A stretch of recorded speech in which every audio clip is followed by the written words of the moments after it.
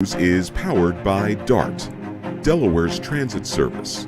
Moving forward. New tonight, 2 are dead and 1 injured after a domestic incident in Ogletown that shut down a neighborhood. Plus, free COVID tests are available again. We'll tell you where to get one. And predictions of a coastal storm mean event cancellations on Saturday.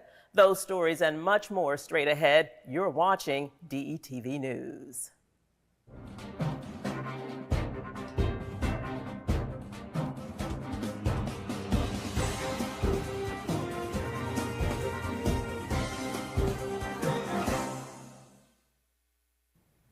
Hello and welcome to DETV News. I'm Lauren Wilson. Thanks for being with us. Topping the news, an overnight murder-suicide in Ogletown shut down some homes in the Newark Oaks neighborhood. And it didn't end until this morning. Police issued a shelter-in-place order to area residents and closed off several roads around the house in the first block of Leader Drive. The incident began shortly before 1 a.m. when a 34-year-old man arrived home and confronted his 31-year-old wife and a guest. The man shot his wife dead, and the guest survived the ordeal. Investigators say the wounded guest was the one who called 911. Police have not yet identified the victims of the shooting. Officers from the crisis negotiation team attempted to contact the armed man but were unsuccessful. SWAT team members later found the shooter inside the house with a self-inflicted gunshot wound. Bullets were fired and a man was critically injured near an elementary school. It happened around dismissal time for the Montessori Academy at Christina. The school is located across the street where the shooting took place in the 600 block of East 8th Street. The students no doubt saw more than 30 yellow evidence markers on the street as buses tried to navigate away from the scene. Residents say an automatic weapon was fired.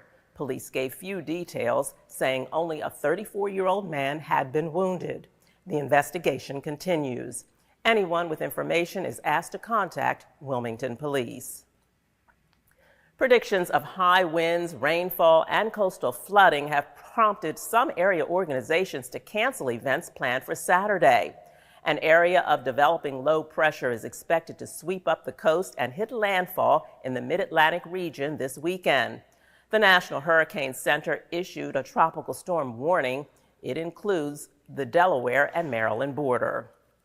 Canceled is the 29th annual People's Festival tribute to Bob Marley scheduled at the Harriet Tubman Park on Wilmington's riverfront. Organizers say there is no rain date.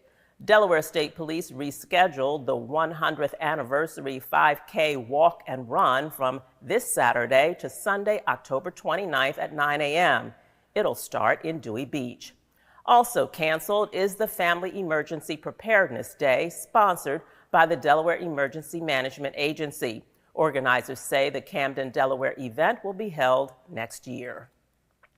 And with less than 2 years in office, Newark Mayor Stu Markham has resigned his seat.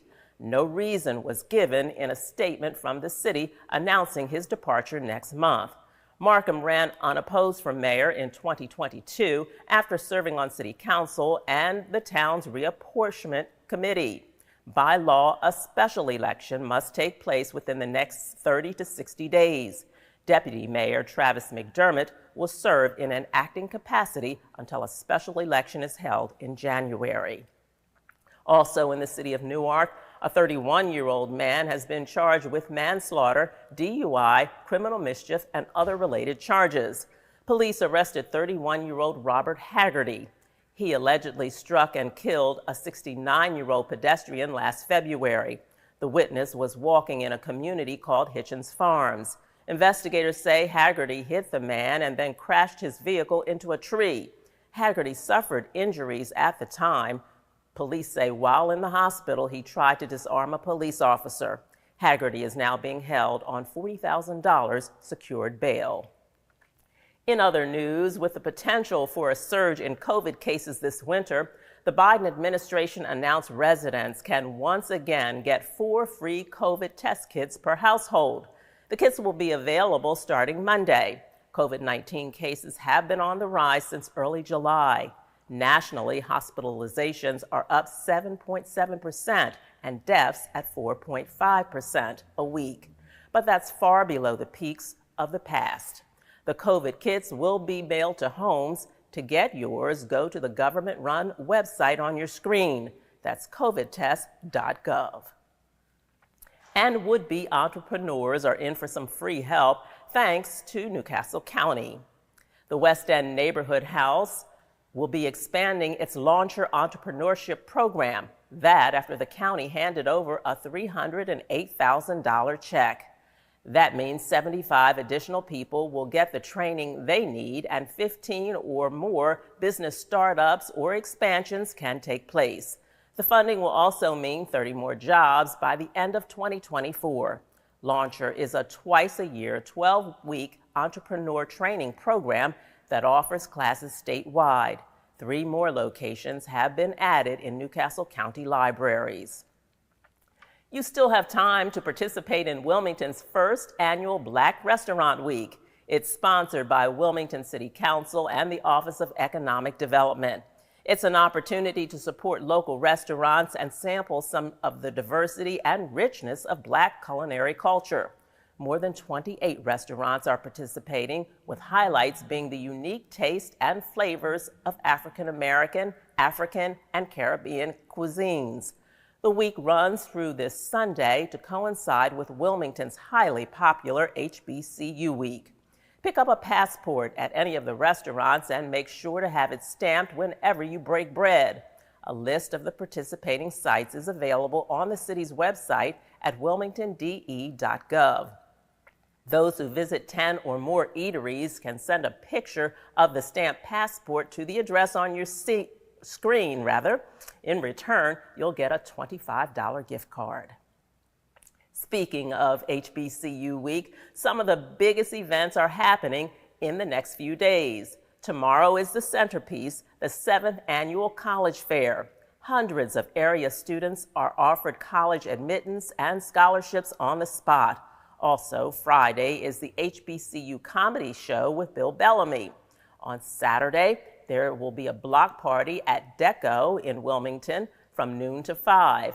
And on Sunday, a crowd favorite is the Battle of the Bands. Gates open at 12:30 p.m. at Frawley Stadium. Events were held during the week as well. Among them was a big crowd pleaser, a live concert on Wednesday night at the Queen. Also on Wednesday, organizers held a happy hour at Deco where everyone, including a Wilmington police officer, got into the spirit of the HBCU Week. Now pay close attention to this next story because you may be able to help police solve an old crime. DETV presents the first segment in a series of cold cases. Take a look.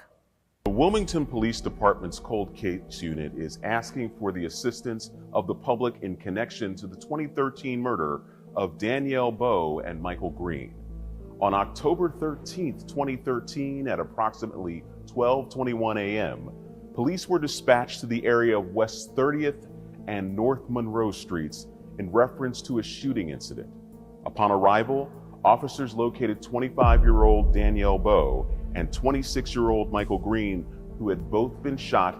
This investigation remains ongoing, and investigators are asking you, the public, for assistance. For any information regarding these cold cases, contact the Cold Case Unit office at 302-576-3937 or call Delaware Crime Stoppers at 1-800-TIP-3333.